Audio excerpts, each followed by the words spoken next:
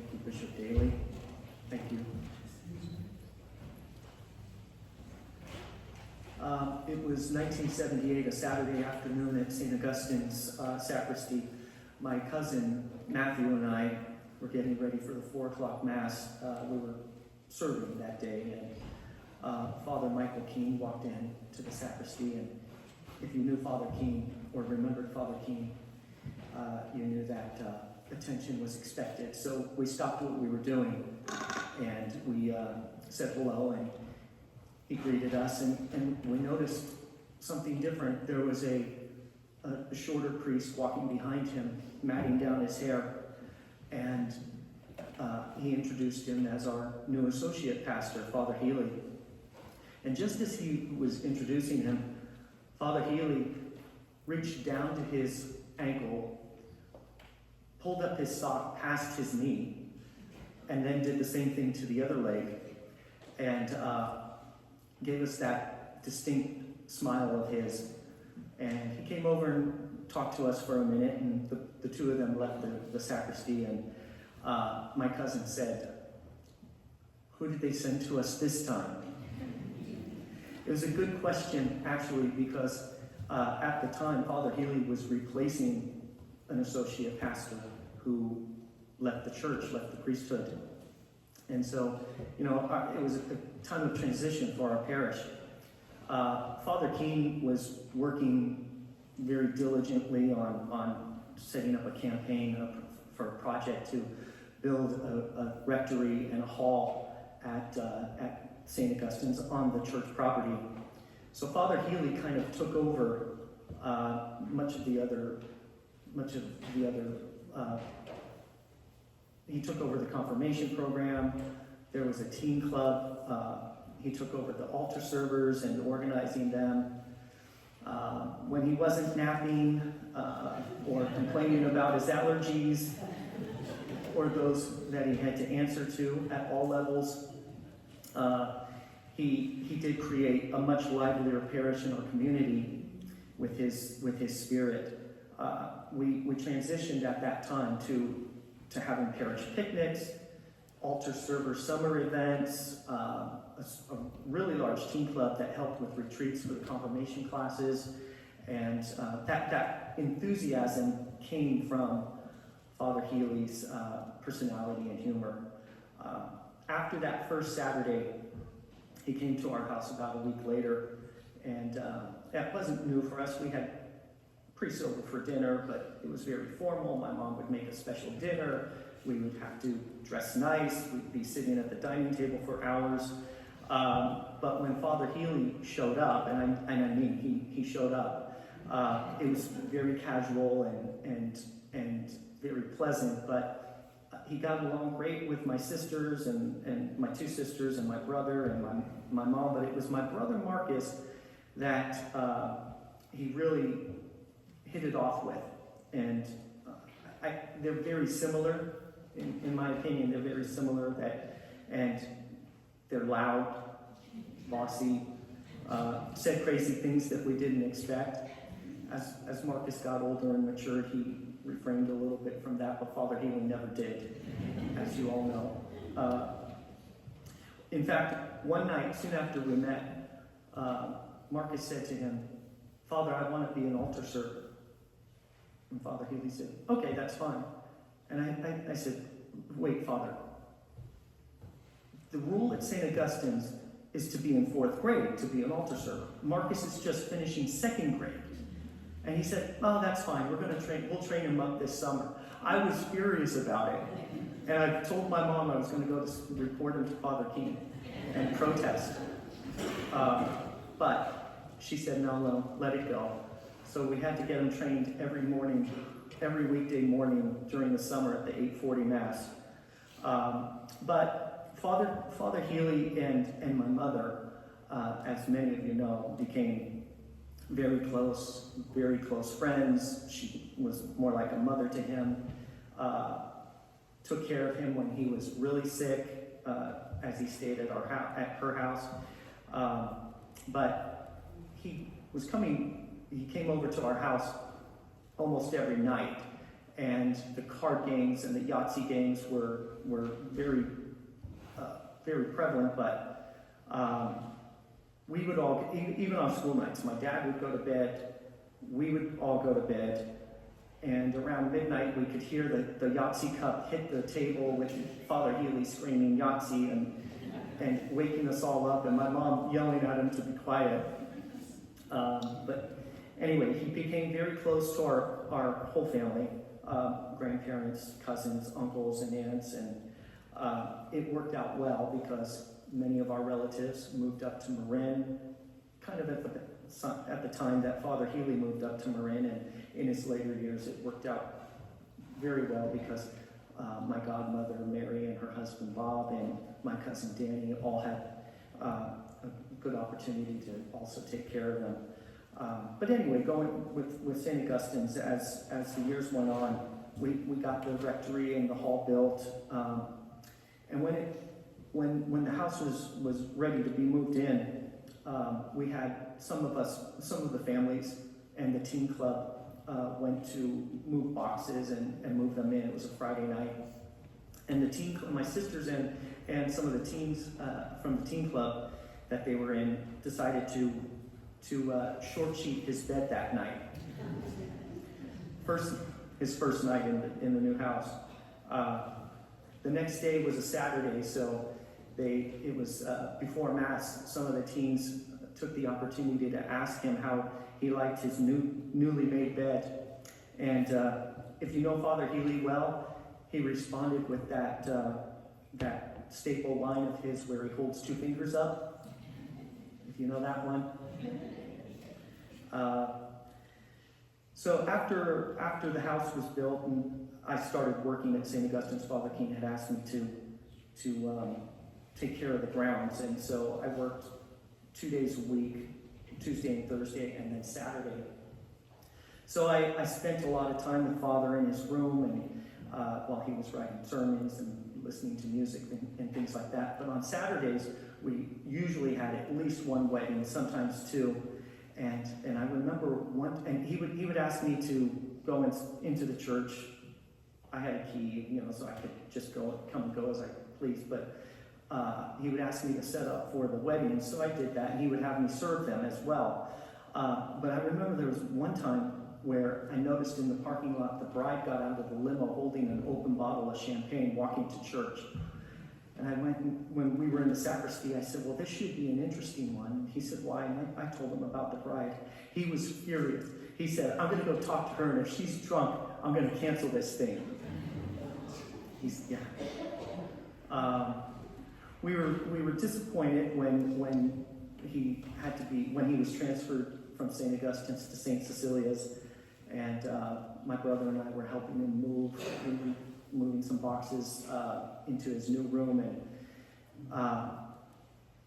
as we were unpacking the boxes, his new pastor walked into the room. It was Monsignor McKay. Now, Father went from South City. We didn't have Monsignors or anything at St. Augustine's, and we went into San Francisco with a good, well-established parish, and with a school, which is something he always liked to be at a parish with a school. But I remember Monsignor McKay walked in, tall, dignified, spoke with this very deep voice while smoking a pipe, and he walked out of the room, and I said to Father, "You're going to get in trouble here. You're going to wish you were still with Father King." But he spent Easter with us, Thanksgiving, Christmas Day, every year with our family. But as we would go and visit him at other parishes like this one, we saw how he made everyone feel like he was their best friend.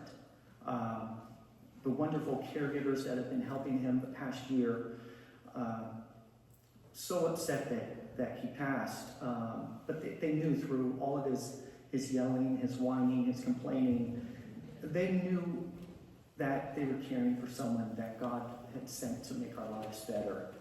And he always gave them that little smile as well.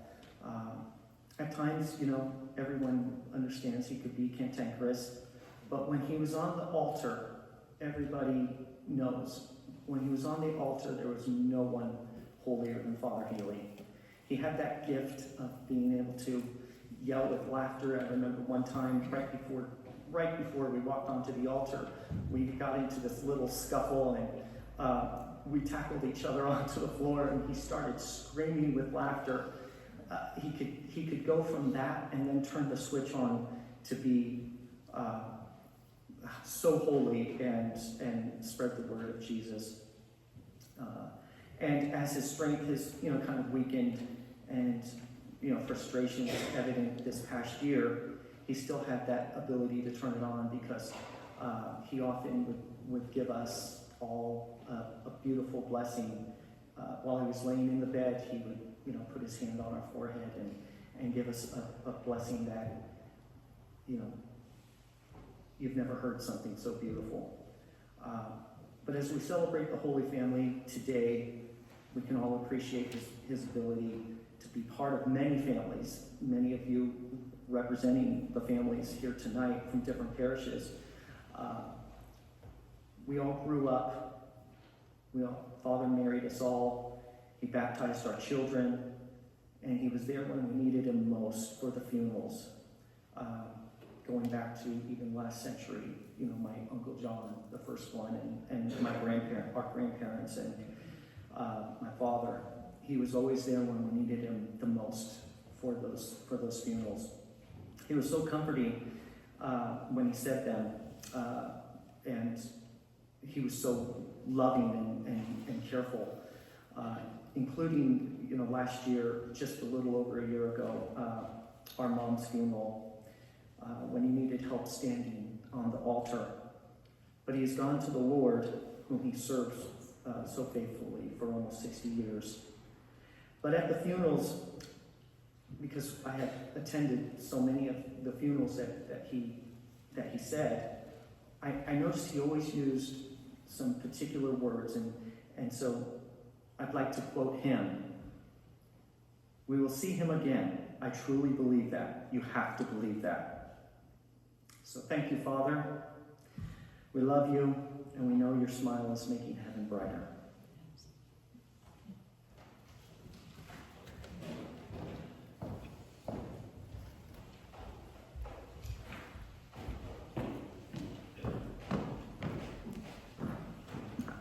Thanks, Thad. I didn't hear some of those stories, and I didn't get to know Father at that time, even though I was a parishioner of St. Augustine's. I haven't known Father as long as so many of the Mirts have, as you just heard. I didn't get to know him until I started dating Marcus in 1989, 36 years ago. I have known him for a long time, just not as long.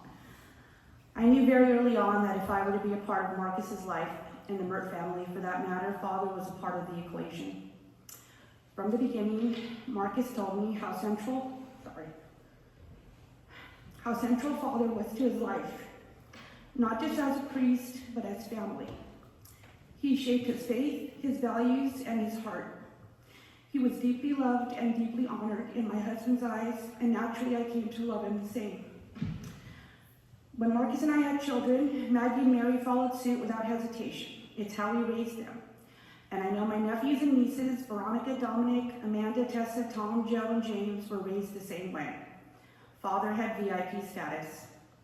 I remember when my daughters were younger and started calling him Grandpa, and Father would protest, genuinely offended.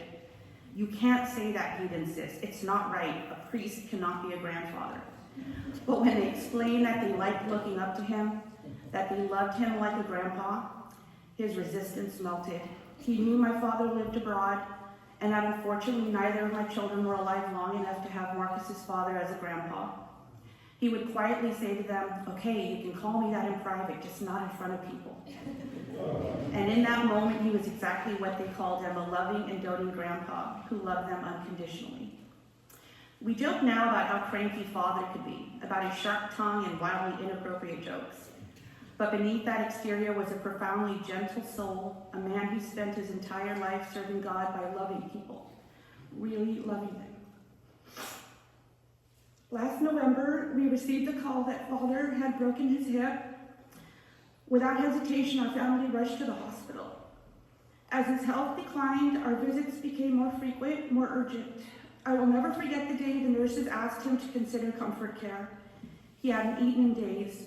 Watching the IVs, the things keeping him alive, being removed felt like watching hope slip away. On the drive home, Marcus, practical and protective, gently told me it would be too much for me to manage a demanding job and be at the hospital with Father all day. But for me, there was never a choice. I had made a promise, and the thought of Father sitting alone in a hospital room was unbearable. Those days became some of the most sacred of my life. Father would look at me and ask, almost puzzled, "Why are you being so nice to me?" And I'd answer, "Why aren't you being nicer to me?" There was always a joke in our conversations. Something shifted then. Father had always loved us, I knew that. But in that hospital room, he began saying it out loud, "I love you," again and again and again. His words changed me. They softened him as much as it softened me. We were told he might only have days left, and of course, Father had other plans. He began eating, he rallied, he stayed the course. Unable to walk and needing constant care, we made the painful decision to move him closer to us, to San Mateo. Leaving the North Bay, his home, his people, was heartbreaking, but we knew his place was with us. I thank this community, by the way, for all the love and support that they've given him. Over the past year, I recorded many of our visits. When I watch the videos now, they're filled with laughter, and yes, far too many inappropriate jokes. When Father made it clear he wasn't ready to go anywhere yet, I brought a desk into his room so I worked beside him. Every 15 or 30 minutes, he would check in, "Maya, are you okay? Are you still here?" I'd say, "Father, I'm right here, I'm fine. Watch your Netflix." It was a calm, reassuring presence we offered each other just by being together. Earlier this year, I started a new job. When my new coworkers asked if I had children, I'd say, "Yes, 2 daughters and a priest." It usually got a laugh, but it also said everything about where my heart was. Father was no longer just a part of our family. He was woven into our daily rhythm, our home, our hearts. Witnessing Marcus and Father together was endearing. Unconditional love so generously given to one another. Catherine and Marcus had the afternoon shift, with me racing over to be with him during his early dinner time, and then Thad and Debbie to keep him company in the evening hours before bed. One day, Father informed me very seriously that he only eats homemade pies. I didn't have time to bake a homemade pie, so I did what any reasonable person would do. I lied to a priest. I went to Trader Joe's and I bought a peach tart and told him I had baked it myself. He absolutely loved it. From that day on, he kept asking me to bake it for him again and again. When I went back to Trader Joe's and discovered it was a seasonal item, I panicked. I immediately cleared out their entire inventory. Just a few months ago, I stocked up and bought 15 of those peach tarts. And somehow, fittingly, the 15th pie was the very last bite Father ever took with Debbie to witness him eating this homemade pie. As the months progressed, I saw another side of Father's life I had never seen before. I started getting texts and phone calls. Mike, Cindy, Sissy, Don and Loretta, Jeff and Jimmy, Tom and Donna McGrath, Teresa Olson, to name a few, about how Father comforted them in their time of need, or simply how important he was to them. I read just this morning dozens of wonderful stories shared on Facebook and Instagram from fellow parishioners and friends of Father's. I would joke with him saying he was cheating on the Mirt family with all these other people. We're not very good at sharing. People often told me how kind we were for taking care of Father. That never sat right with me. He was never a burden. He was not a chore. He was a gift. Being with him was an honor. He gave us laughter when we needed it most, comfort when we were exhausted, and connection that changed us forever. He gave me peace, and yes, Marcus and I even got our best naps sitting beside him. Even when he could no longer move, Father never stopped caring for us. He asked about Thad every single day. He worried about Marcus's back and his impending surgery. He'd say, "You can stay with me. I'll take care of you." He consoled Maggie when she was sad and found comfort in Mary, who would frequently massage his aching legs. Our time with Father made us closer as a family. I knew it was Father's time. His body had grown tired. He was frustrated with his limitations, but knowing that didn't make letting go any easier. I just wasn't ready. The last night I spent with Father, 12 hours before he passed, he was trying to speak to me, but I couldn't understand what he was saying. I thought I heard the word alone, and I panicked. I asked him, "You don't want to be alone? You want me to stay?" And suddenly his face lit up. He shook his head no. And he broke into the biggest smile Thad just talked about, lifted both of his arms and wrapped me in the warmest embrace twice. He always just rubbed my arm when we said goodbye, and this time it was a big, big hug. He had never done that before. I know he loved knowing I was so worried about him feeling alone. I didn't understand it then, but I understand it now. That was Father saying goodbye, his final gift to me. So Father, simply put, I miss you. I'm so grateful for this past year. We were given the extraordinary gift of time, and I miss you for all the years before that, for trusting us, for loving us, for choosing us as your adopted family. You were much more than a wonderful priest. I hate that on paper you are listed as friend next to our names. You are a devoted best friend, a grandpa, a spiritual guide, a faith protector, and someone we loved dearly. There will never be another Father Healy, and I believe with everything in me that you are finally home, fishing, playing cards with Petty and Jack, enjoying a steak and a baked potato, and watching over all of us, who were forever changed by loving you the way you always deeply loved us. Thank you for coming out tonight.